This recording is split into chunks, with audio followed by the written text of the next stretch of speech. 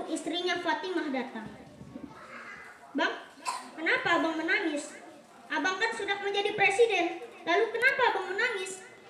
Lalu Umar bin Abdul Aziz pun menjawab, justru itu Fat, setelah saya menjadi presiden, yang selalu terbayang di pikiran saya adalah bagaimana dengan rakyat-rakyat saya, janda-janda tua, jomblo-jomblo tua, jompo-jompo tua yang hidup, yang menggunakan hak hidupnya secara tidak wajar. Itu yang saya takutkan. Saya takut kepada Allah. Saya takut menzalimi mereka.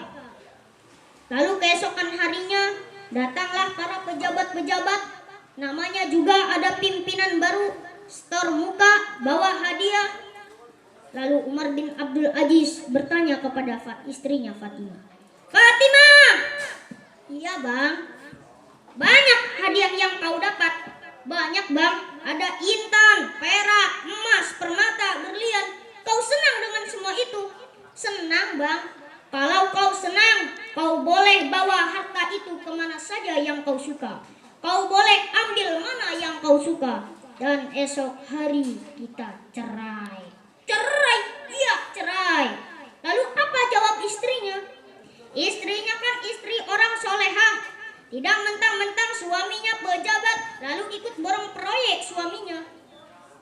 Lalu Siti Fatimah pun menjawab, bang, apalah artinya hidup ini tanpa engkau di sisiku bang.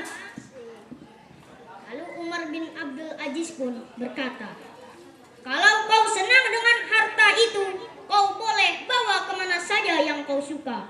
Kau boleh ambil mana yang kau suka. Tapi kalau kau sayang saya, mari kita jual harta ini untuk mengurus rakyat. Hadirin yang saya hormati. Yang kedua, orang yang akan mendapatkan pertolongan langsung dari Allah adalah syab nasya'u fi ibadatillah. Seseorang pemuda yang hatinya selalu terpaut, yang hatinya selalu tekun beribadah kepada Allah. Seperti orang-orang yang ada di ruangan ini, semuanya tekun beribadah kepada Allah. Enggak ada yang mabukan, semuanya tekun taat beribadah kepada Allah. Itu di sini, enggak tahu di sana. Mengapa bisa begitu? Karena negeri ini didirikan oleh anak-anak muda. Wahai pemuda yang bernama Soekarno, wahai pemuda yang bernama Bung Hatta, wahai pemuda yang bernama Kiai Haji Abdul Wahid Hasim, wahai pemuda yang bernama Kiai Haji Ahmad Dahlan, mereka adalah harapan bangsa, harapan umat pemuda, harapan bangsa pemuda, harapan negara pemuda, harapan pemudi pemuda, harapan Tamrin bapak saya. Reformasi terus bergulir juga digerakkan oleh anak-anak muda. Pilot proyeknya juga anak muda. Bagaimana 20-30 tahun yang akan datang? Pasti pemuda jawabannya. Hadirin yang saya hormati. Yang ketiga, orang yang akan mendapatkan pertolongan langsung dari Allah adalah warajulun mu'allaqu bil masajid. Seorang pemuda yang hatinya selalu terpaut kepada masjid. Bukan orang-orang yang nongkrong-nongkrong di Masjid Bilal. Bukan orang yang tidur-tiduran di Masjid Bilal. Tapi orang yang ingin kembali kepada masjid. Orang yang ingin sholat di dalamnya. Orang yang ingin berzikir di dalamnya. Orang yang ingin meramaikan di dalamnya. Hadirin yang saya hormati. Masjid bisa saya katakan sebagai pusat demokratisasi.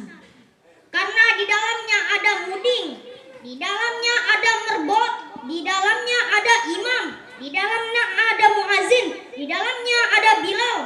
Jadi jika ada manusia yang ingin menjauh dari masjid, sama saja seperti ikan yang ingin menjauh dari air. Ada tidak ikan yang ingin menjauh dari air? Ada, namanya ikan gesek.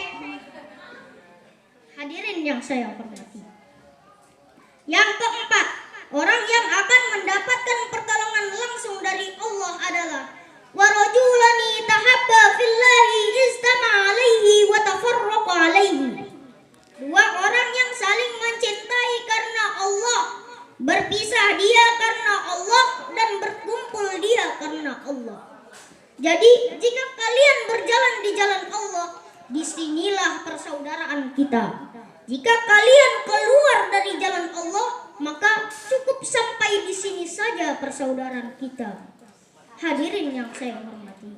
Yang kelima, orang yang akan mendapatkan pertolongan langsung dari Allah adalah warajulani da'athu imra'atu datum musibin wa jamalin faqala inni akhafullahu rabbul alamin. Seorang pemuda yang dirayu oleh wanita bangsawan, lalu ia mengatakan, inni akhafullahu rabbul alamin. Sungguh aku takut kepada Allah. Yang keenam, orang yang akan mendapatkan pertolongan langsung dari Allah adalah warajulani tasaddaqa bisadaqah.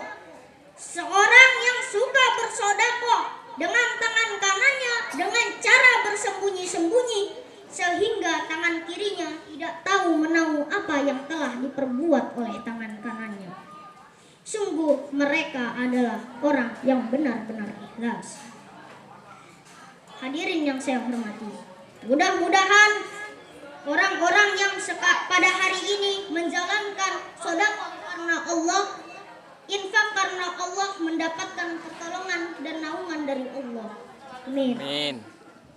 Yang ketujuh, orang yang akan mendapatkan pertolongan langsung dari Allah adalah orang yang berdiam di tempat sepi, sunyi, dan ia berzikir dan ia meneteskan air matanya karena Allah.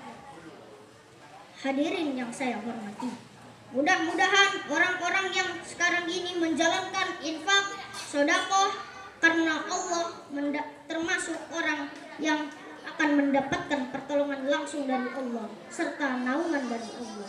Mohon maaf atas segala kekurangan dan kelebihannya. Nasrun minallah wa fathun qarib.